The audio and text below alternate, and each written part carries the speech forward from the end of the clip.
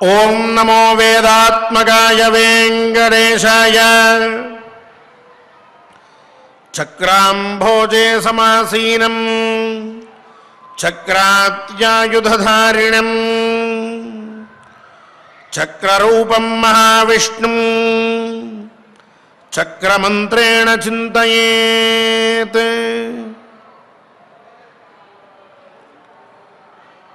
సకల జగత్తుకి కూడా ఆధారభూతుడై అనంతకోటి బ్రహ్మాండ నాయకుడై తిరుమల క్షేత్రంలో అర్చామూర్తి అయి కలవు వెంకటనాయక అని కీర్తింపబడుతూ కలియుగంలో ధర్మార్థకామ మోక్షముల గురించి తపించేటటువంటి భక్తులకి అనగా శిష్టులకి, కామక్రోధాది అరిషడ్వర్గ సమావిష్టులై ఉన్న దుష్టులకి తగిన విధంగా వారి వారి కర్మలను బట్టి వారికి ఫలాన్ని అందిస్తూ అనాథనాథుడై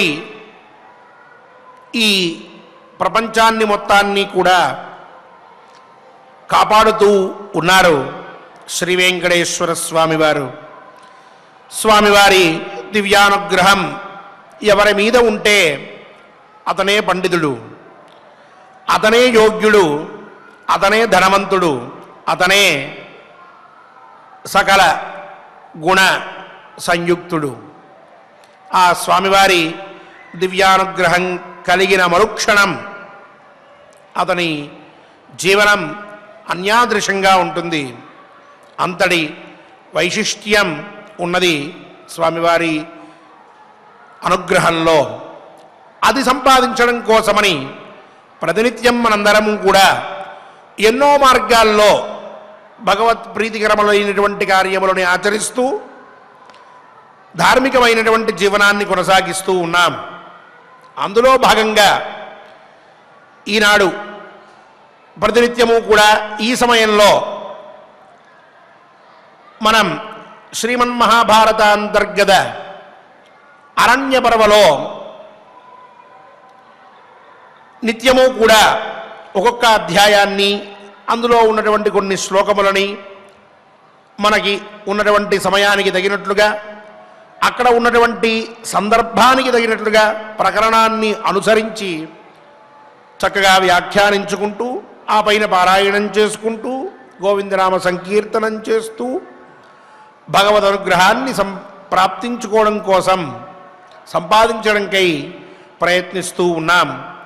ఆయన అనుగ్రహాన్ని పొందాలి, పరిపూర్ణంగా పొందాలి, పొంది మనందరం కూడా భాగ్యవంతులం అవ్వాలి. అందుకై మనం చేసేటటువంటి ప్రతినిత్య పారాయణకి మనం పరమాత్మని మొట్టమొదటే ప్రార్థిస్తూ ఉన్నాం. ఈనాడు కూడా ఆ భావనతో సంకల్పాన్ని ఆరంభించుకుని స్వామివారిని ప్రార్థిస్తూ చక్కగా పారాయణలోకి ప్రవేశిద్దాం, స్వామివారి అనుగ్రహాన్ని పొందుదాం. ఓం నమో వెంకటేశాయ. విఘ్నేశ్వర ధ్యానం. నమస్తే గణనాథాయ గణానాం పతగే నమః. భక్తి ప్రియాయ దేవేశ భక్తేభ్యః సుఖదాయక. శ్రీనివాస ధ్యానం అనంత వేద సంవేద్యం నిర్దోషం గుణసాగరం అతీంద్రియం నిత్యముక్తం శ్రీనివాసం భజే నిశం. శ్రీకృష్ణ ధ్యానం వందే నవఘనశ్యామం పీతకౌశేయవాససం సానందం సుందరం శుద్ధం శ్రీకృష్ణం ప్రకృతేః పరం. వ్యాసధ్యానం వేదవ్యాసం స్వాత్మరూపం సత్యసంధం పరాయణం శాంతం జితేంద్రియక్రోధం సశిష్యం ప్రణమామ్యహం. అథ సంకల్పః శ్రీమదాదివరాహ క్షేత్రే విరాజమానస్య జగద్రక్షణార్థమవతీర్ణస్య శ్రీమదఖిలాండకోటి బ్రహ్మాండ నాయకస్య श्रीवेङ्कटेश्वरस्वामिनः परिपूर्णानुग्रहेण सर्वेषां भक्तजनानाम् आदिव्याधिनिवृत्तिद्वारा आयुरारोग्यैश्वर्याभिवृद्ध्यर्थम् सर्वारिष्टनिवृत्तिद्वारा सकलश्रेयोभिवृद्ध्यर्थम् धर्मार्थकाममोक्षाख्य चतुर्विधा पुरुषार्थसिद्ध्यर्थम् समस्तपापक्षयार्थम्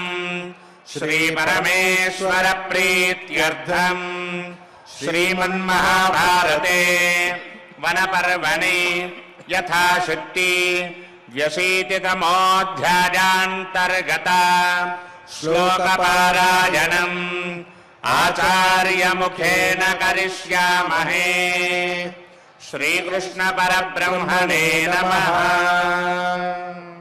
नारायणं नमस्कृत्य नरं चैव नरोत्तमं देवीं सरस्वतीं व्यासं ततो जयमुदीरयेत्।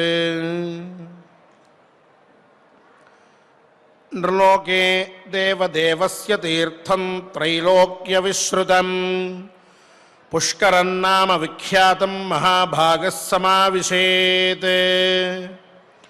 दशकोटिसहस्राणि तीर्थानां वै महामते सान्निध्यं पुष्करे येषां त्रिसन्ध्यं कुरु नन्दन।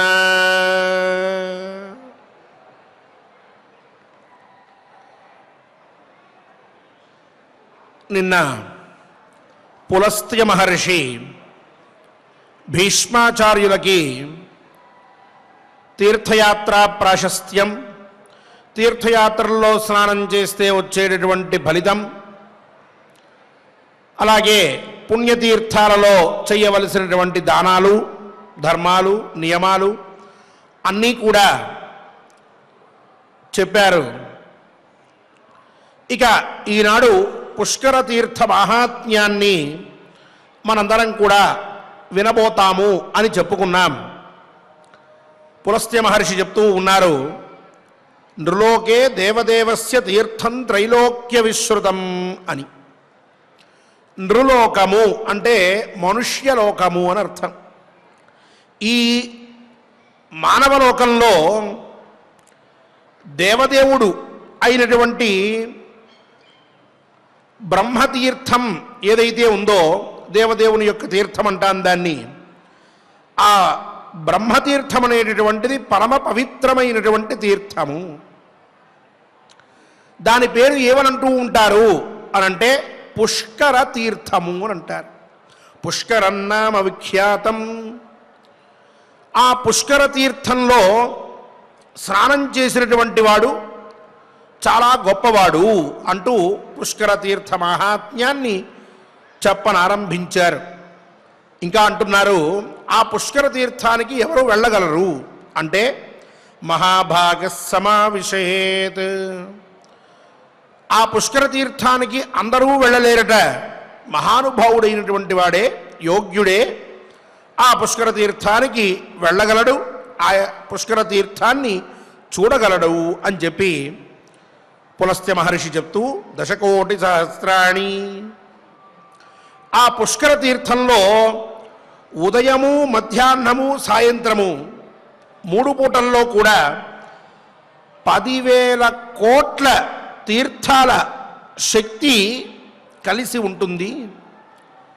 కాబట్టి ఎక్కడెక్కడో ఏదో ఒక నదిలో స్నానం చేసే బదులు ఆ పుష్కరంలో ప్రాతకాలంలో స్నానం చేసినా, మధ్యాహ్న కాలంలో చేసినా, లేక సాయంకాలంలో చేసినా 10,000 కోట్ల తీర్థాల యందు స్నానం చేసినటువంటి పుణ్య ఫలం కలుగుతూ ఉన్నది అని చెప్పారు.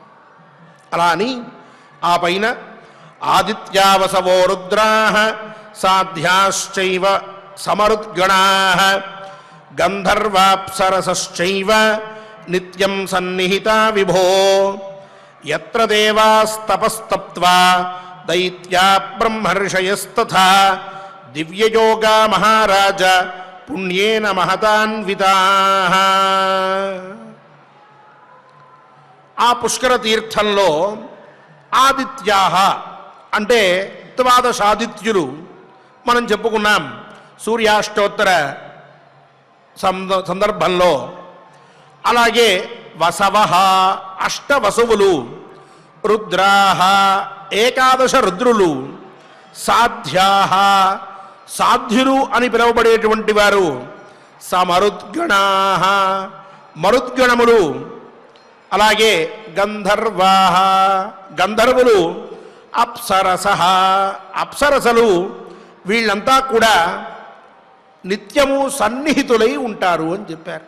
అంటే ఆ పుష్కర తీర్థంలో వీళ్ళందరూ కూడా స్నానాలు ఇవి చేస్తూ వాటిల్లోనే ఉంటూ ఉంటారు. అక్కడ ఆ దేవతా సంయోగం చేత అథవా దేవతా సమావేశం చేత ఆ పుష్కర తీర్థము చాలా విశిష్టమైనటువంటిది ఉన్నది.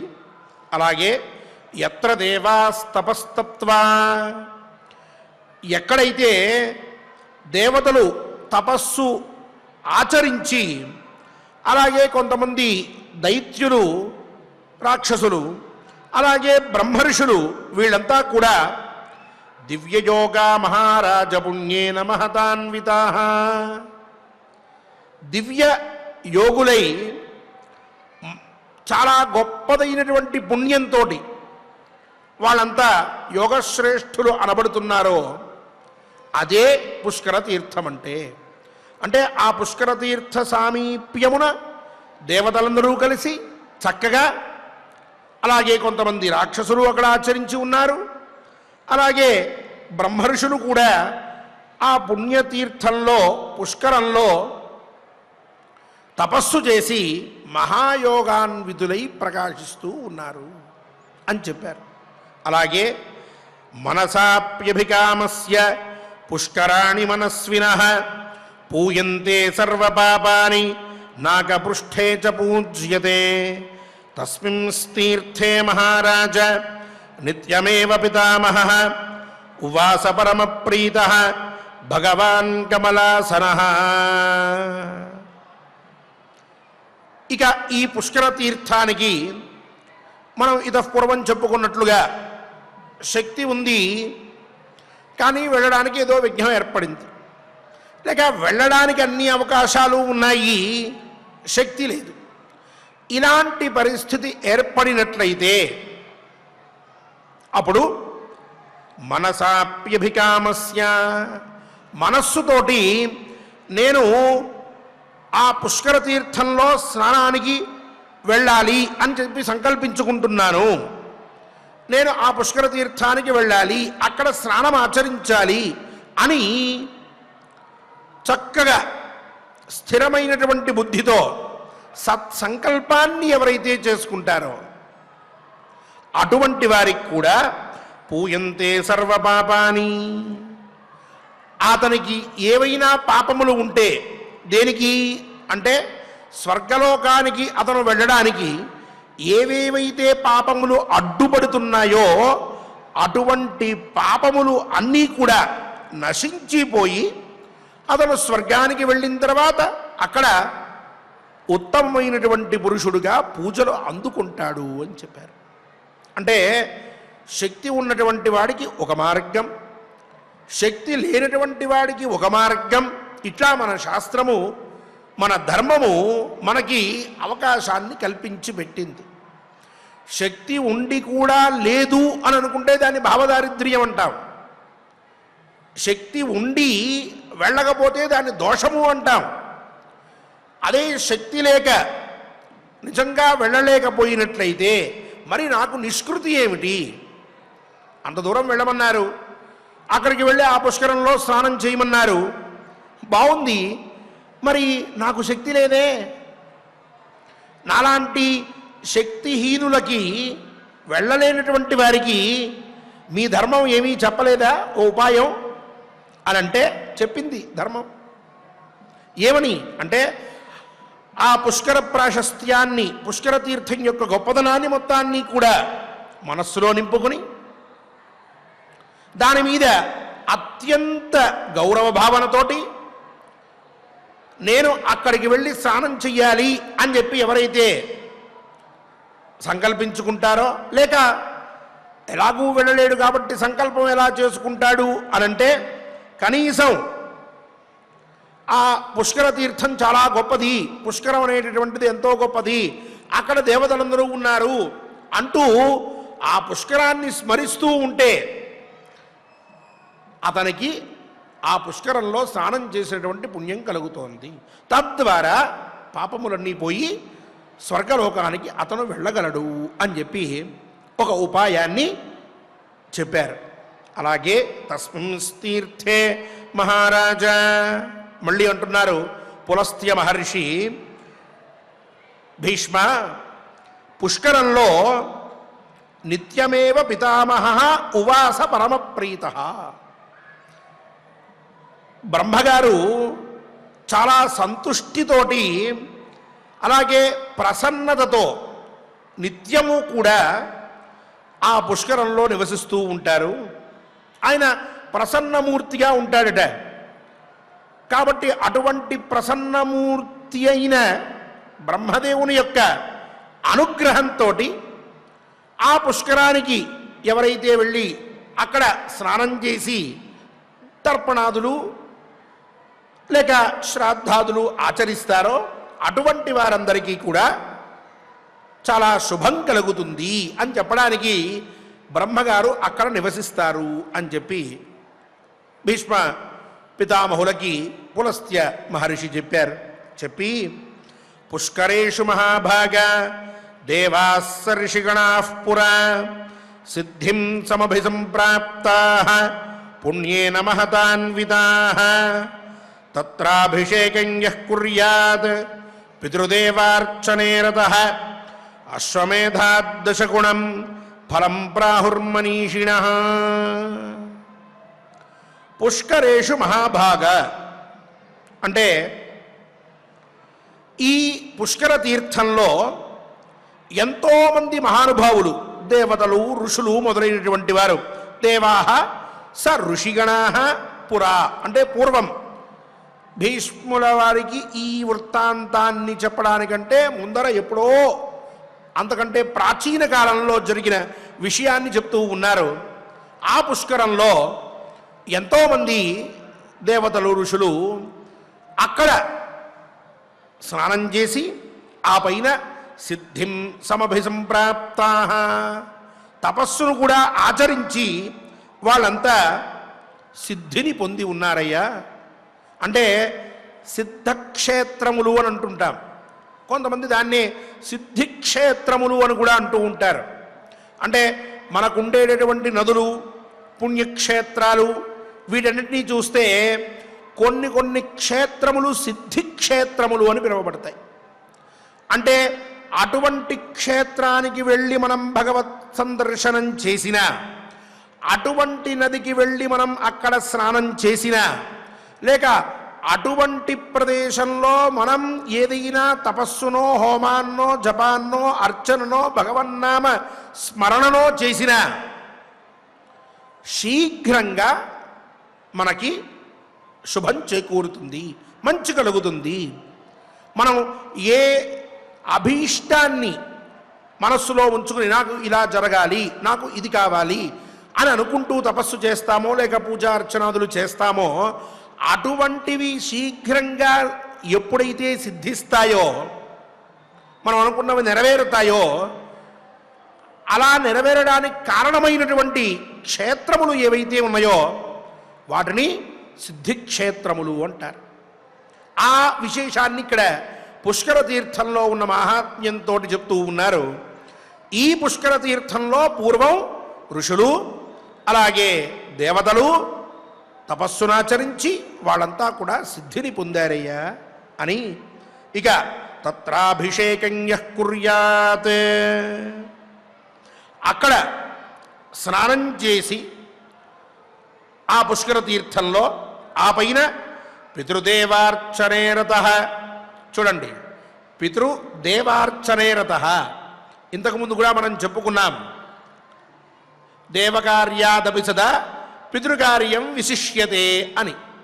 ఏ తీర్థానికి వెళ్ళినా లేక ఏ నదికి వెళ్ళినా మొట్టమొదటి చేయవలసిన పని ఏమిటి అని అంటే ఆ నదిలోనో ఆ తీర్థంలోనో స్నానం చేసి పితృదేవతలకి తర్పణములు ఇవ్వవలెను. ఇది ప్రధానమైన విషయం. ఆ తర్వాతే దేవుణ్ణి చూడ్డానికి అక్కడ ఉన్నటువంటి గుడికి వెళ్ళాలి తప్ప స్నానం చేయకుండా సరాసరి దేవుడి దగ్గరికి వెళ్ళడమో లేదు స్నానం చేసి పితృదేవతలకి తర్పణాలు వదిలిపెట్టకుండా సరాసరి దేవుడి దగ్గరికి వెళ్ళడమో మటుకు ఎప్పుడూ చేయకూడదు. ఏ క్షేత్రానికి వెళ్ళినా ముందు ఆ క్షేత్రంలో ఉన్నటువంటి నదిలో స్నానం చేసి తర్పణం వదులుకుని పితృదేవతలకి ఆ పైన వెళ్ళి భగవత్ సందర్శనం చెయ్యవలెను. ఇది ధర్మశాస్త్రం చేసిన నిష్కర్ష. ఇక్కడ కూడా చెప్తూ ఉన్నారు తత్రాభిషేకం యః కుర్యాత్. ఆ పుష్కర తీర్థంలో ఎవరైతే స్నానం చేసి ఆ పైన పితృదేవార్చనే రతః పితృదేవతలకి తర్పణాలు దేవతలకి అర్చనలు ఎవరైతే చేస్తారో అటువంటి వారికి అశ్వమేధాదశగుణం ఫలం ప్రాహుర్మనీషిణః. అశ్వమేధయాగం కంటే 10 రెట్లు ఫలం. అశ్వమేధయాగం ఒకటి చేస్తేనే ఆ జన్మ సార్థకమైంది అని అర్థం. కానీ అంతకంటే 10 రెట్లు ఎక్కువ ఫలం పుష్కర స్నానం వల్ల కలుగుతూ ఉన్నది. అందువల్ల పుష్కర స్నానం అనేటటువంటిది సర్వథా ఆచరించదగినటువంటిది. ఏమండి, అశ్వమేధయాగం అనేటటువంటిది వేద ప్రతిపాద్యమైనటువంటిది. దాంట్లో ఎన్నో గుణములు ఉన్నాయి, ఎంతో కర్మకలాపం ఉన్నది. ఆ అంతటి యాగం చేస్తే వచ్చేటటువంటి ఫలితం కంటే 10 రెట్లు ఎక్కువ ఫలితం ఊరికే స్నానం చేస్తే వస్తుందా అని అంటే ఇంతకుముందు కూడా మనం చెప్పుకున్నాం. పుష్కర ప్రాశస్త్యాన్ని చెప్పడానికి మనం ఈ మాటలు చెప్పుకుంటున్నాం. కావున ఆ భావనతో అక్కడికి వెళ్ళి స్నానం చెయ్యాలి అని చెప్పి ముందు మనకి ఈ వాక్యం తెలియజేస్తోంది. అక్కడికి వెళ్ళి ఆ పుష్కర ప్రాశస్త్యాన్ని మనస్సులో నింపుకుని ఆ పుష్కరం మీద అక్కడ ఉన్నటువంటి తీర్థంలో భక్తి పెట్టుకుని దాని మీద విశ్వాసంతో స్నానాన్ని ఆచరించవలను అనేటటువంటిది ఈ వాక్యముల వల్ల మనకి స్పష్టంగా తెలుస్తూ ఉన్నది. ఇంకా చెప్తూ ఉన్నారు, అప్యేకం భోజయేత్ విప్రం పుష్కరారణ్యమాశ్రితః తేనాసౌ కర్మణా భీష్మ ప్రేత్యచేహ చమోదతే. ఇక భీష్మ, పుష్కర అరణ్యంలో ఒక్కడికైనా సరే అన్నదానం చేసినట్లయితే అక్కడ వెళ్ళి వంట వండి ఒకరిని పిలిచి వారికి భోజనం పెట్టినట్లయితే ఆ పుణ్యంతో ఇహ పరలోకాల్లో ఆ పని చేసినటువంటి వాడు ఆనందాన్ని అనుభవిస్తున్నాడు. ప్రేత్యచేహ చమోదతే, మరణించిన తర్వాత బ్రతికున్నంత వరకు కూడా ఆనందాన్ని అనుభవిస్తూ ఉంటాడు అని చెప్పి శాకైర్మూలైః ఫలైర్వాపి ఏన వర్తయతే స్వయం తద్వై దద్యాత్ బ్రాహ్మణాయ శ్రాద్ధవాననసూయకః. అంటే ఈ శాకైః మూలైః ఫలైర్వాపి, శాకములు అంటే కూరలు, అలాగే మూలైః అంటే దుంపలు మొదలైనటువంటివి, ఫలములు అంటే పళ్ళు. వాటితో ఏన వర్తయతే స్వయం, తను ఏవి తింటూ ఉన్నాడో, తను ఏం తిని జీవిస్తూ ఉంటాడో అటువంటి పదార్థములని అక్కడ దానంగా చేసినట్లయితే అటువంటి వాడికి చాలా విశేషమైనటువంటి ఫలితం కలుగుతుంది. అలాగే అక్కడికి వెళ్ళిన తర్వాత వీరేమిటి వాళ్ళేమిటి అని ఇతరుల్లో ఉండేటటువంటి దోషాలని మనం ఎంచకుండా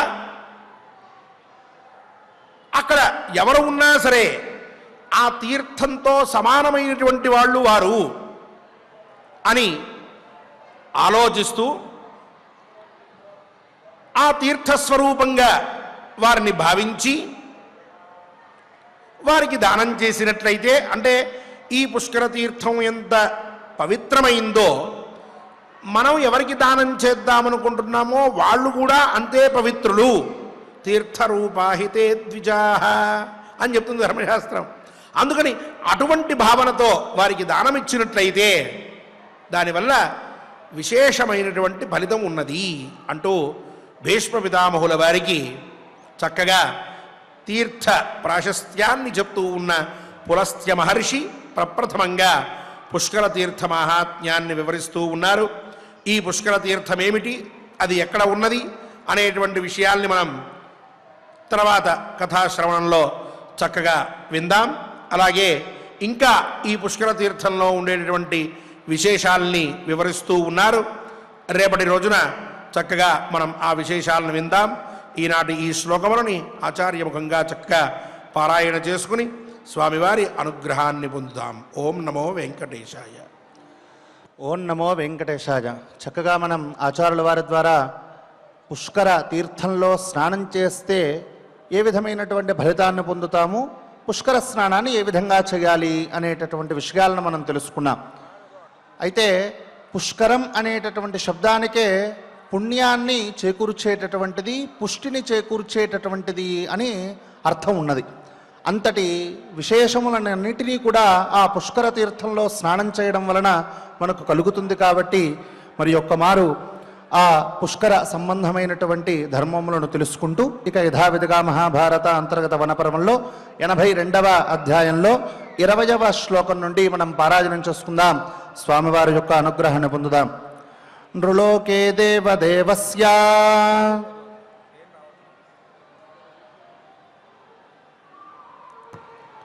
నృలోకే దేవదేవస్య నృలోకే దేవదేవస్య తీర్థం త్రైలోక్య విశ్రుతం తీర్థం త్రైలోక్య విశ్రుతం పుష్కరం నామ విఖ్యాతం పుష్కరం నామ విఖ్యాతం మహాభాగः సమావిశేత్ మహాభాగः సమావిశేత్ దశకోటి సహస్రాణి దశకోటి సహస్రాణి తీర్థానాం వై మహామతే తీర్థానాం వై మహామతే సాన్నిధ్యం పుష్కరే యేషా సాన్నిధ్యం పుష్కరే యేషాం త్రిసంధ్యం కురు నందన త్రిసంధ్యం కురు నందన ఆదిత్యావసవో రుద్రాః ఆదిత్యావసవో రుద్రాః సాధ్యాశ్చ సమరుద్గణాః సాధ్యాశ్చ సమరుద్గణాః గంధర్వాప్సరసశ్చైవ గంధర్వాప్సరసశ్చైవ నిత్యం సన్నిహితా విభో నిత్యం సన్నిహితా విభో యత్ర దేవాస్తపస్తప్త్వా యత్ర దేవాస్తపస్తప్త్వా దైత్యా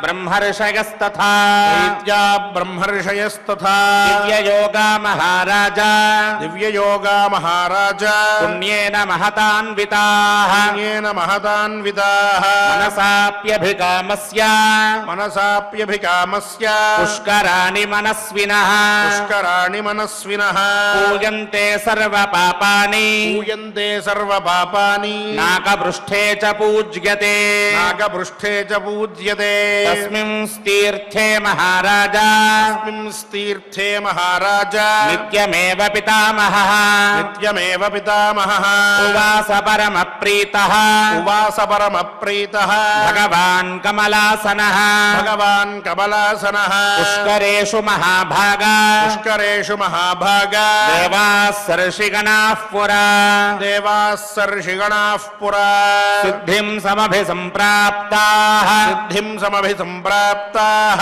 పుణ్యేన మహతాన్వితాః పుణ్యేన మహతాన్వితాః తత్రాభిషేకం యః కుర్యాత్ తత్రాభిషేకం యః కుర్యాత్ పితృదేవార్చనే రతః పితృదేవార్చనే రతః అశ్వమేధాద్దశగుణం అశ్వమేధాద్దశగుణం ఫలం ప్రాహుర్మనీషిణః ఫలం ప్రాహుర్మనీషిణః అప్యేకం భోజయేద్విప్రం అప్యేకం భోజయేద్విప్రం పుష్కరారణ్యమాశ్రితః పుష్కరారణ్యమాశ్రితః తేనాసౌ కర్మణా భీష్మ తేనాసౌ కర్మణా భీష్మ ప్రేత్యచేహ చ మోదతే ప్రేత్యచేహ చ మోదతే శాకైర్మూలైః ఫలైర్వాపి శాకైర్మూలైః ఫలైర్వాపి येन वर्तगते स्वयं येन वर्तयते स्वयं तद्वै दद्यात् ब्राह्मणाय तद्वै दद्यात् ब्राह्मणाय श्राद्धवाननसूयकः श्राद्धवाननसूयकः हरि ఓం నమో వెంకటేశాయ. గోవిందనామ సంకీర్తనాన్ని శ్రీ అన్నమాచార్య ప్రాజెక్ట్ కళాకారులతో కలిసి చేసుకుందాం. శ్రీనివాస అనుగ్రహాన్ని పొందుదాం. ఓం నమో వెంకటేశాయ.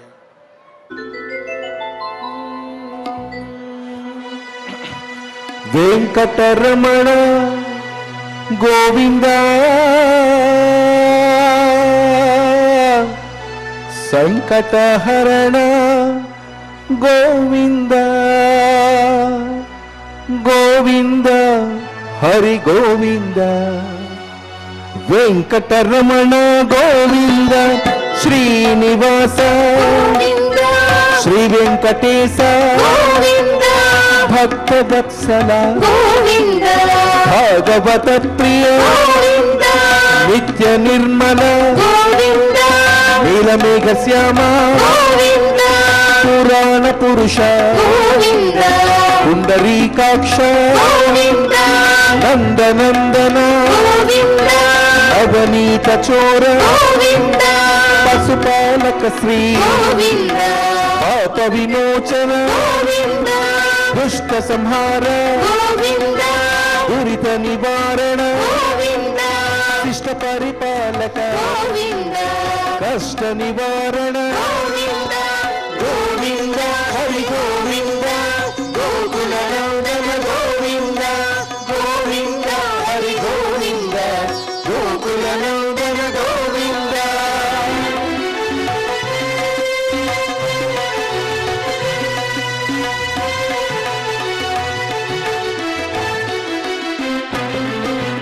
వజ్రమకుటధర వరాహమూర్తి గోపీ జనలోల గోవర్ధనోద్ధార దశరథ నందన దశముఖమర్దన పక్షివాహన పాండవ ప్రియ మత్స్యకూర్మ మధుసూదన హరి వరాహ నరసింహ వామన భృగురామ బలరామానుజ బౌద్ధ కల్కిధర వేణుగాన ప్రియ వెంకటరమణ గోవింద హరి గోవింద గోకుల నందన గోవింద గోవింద హరి గోవింద గోకుల నందన గోవింద.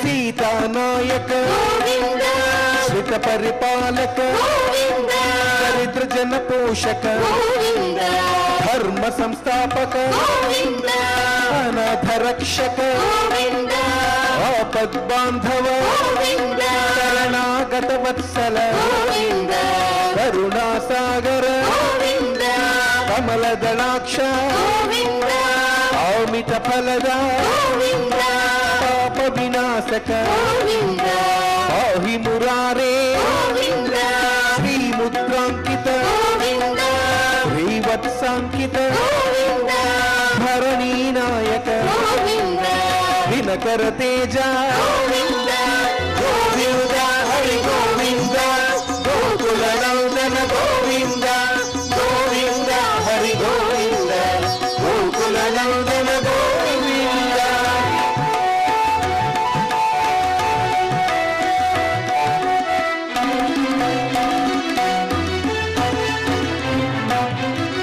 పద్మావతి ప్రియ ప్రసన్నమూర్తి అభయహస్త అక్షయ వరద శంఖ చక్రధర సార్గ గదాధర విరజాతిరస్థ విరోధి మర్దన బాలగ్రామధర సహస్రనామ లక్ష్మీ వల్లభ లక్ష్మణాగ్రజ కస్తూరి తిలక కాంచనాంబరధర గరుడ వాహన గజరాజ రక్షక గోవింద హరి గోవింద గోకుల నందన గోవింద గోవింద హరి గోవింద గోకుల నందన గోవింద.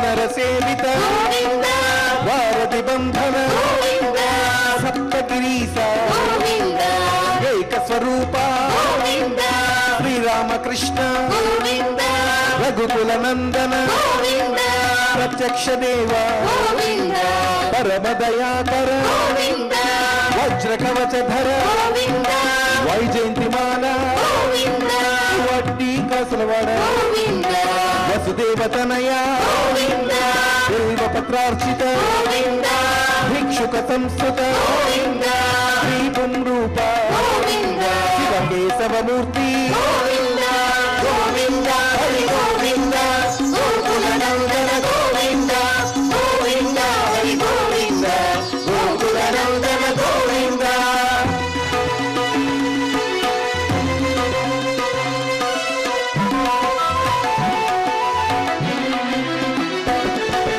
బ్రహ్మాండ రూప గోవింద భక్త రక్షక గోవింద నిత్య కళ్యాణ గోవింద వీరజనాభ గోవింద హతిరామ ప్రియ గోవింద హరి సర్వోత్తమ గోవింద జనార్దన మూర్తి గోవింద జగత్సాక్షి రూప గోవింద అభిషేక ప్రియ గోవింద పాప నివారణ గోవింద రక్త కిరీట గోవింద రామానుజనుత గోవింద స్వయం ప్రకాశ గోవింద ఆశ్రిత పక్ష గోవింద నిత్య శుభప్రద గోవింద నిఖిల లోకేశ గోవింద గోవింద హరి గోవింద గోకుల నందన గోవింద గోవింద హరి గోవింద గోకుల నందన గోవింద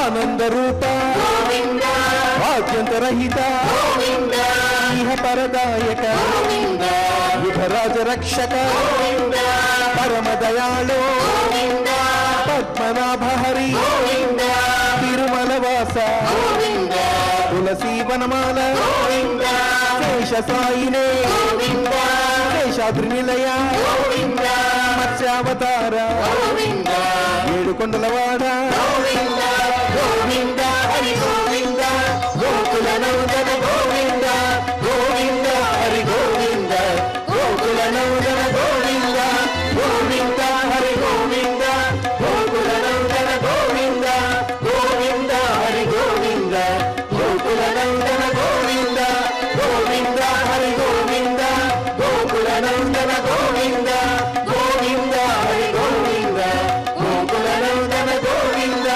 గోవింద హరి గోవింద గోకుల నందన ఏడుకొండలవాడ వెంకటరమణ గోవింద గోవింద ఆపద మొక్కలవాడ అనాథ రక్షక గోవింద గోవింద శ్రీ శ్రీనివాస శ్రీ వెంకటేశ గోవింద గోవింద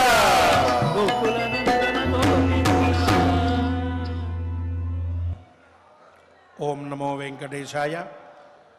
క్షమా ప్రార్థనాదులని పఠించుకోవలసిన సమయం ఆసన్నమైంది. ఆచార్యుల వారితో కలిసి స్వామివారిని ప్రార్థిస్తూ పారాయణ ఫలాన్ని మొత్తాన్ని స్వామివారి పాదార విందముల దగ్గర సమర్పించుకుంటూ ధన్యాత్ములమౌదాం, శేషాచలాధీశుని అనుగ్రహ పాత్రులమౌదాం. అథ క్షమా ప్రార్థనా యదక్షరపదభ్రష్టం మాత్రాహీనం చ యద్భవేత్ తత్సర్వం క్షమ్యతాం దేవా నారాయణ నమోऽस्तु తే. అథ లోకక్షేమ ప్రార్థనా స్వస్తి ప్రజాభ్యః పరిపాలయంతాం న్యాయేన మార్గేణ మహీం మహిషాః. గోబ్రాహ్మణేభ్యః శుభమస్తు నిత్యం. లోకాః సమస్తాః సుఖినో భవంతు. అథ భగవత్సమర్పణం కాయేన వాచా మనసేంద్రియైర్వా బుద్ధ్యాత్మనా వా ప్రకృతే స్వభావాత్ కరోమి యద్యత్ సకలం పరస్మై నారాయణాయేతి సమర్పయామి. అథ మంగళం కాంతాయ కళ్యాణ నిధగే నిధగేర్థినాం శ్రీవేంకట నివాసాయ శ్రీనివాసాయ మంగళం.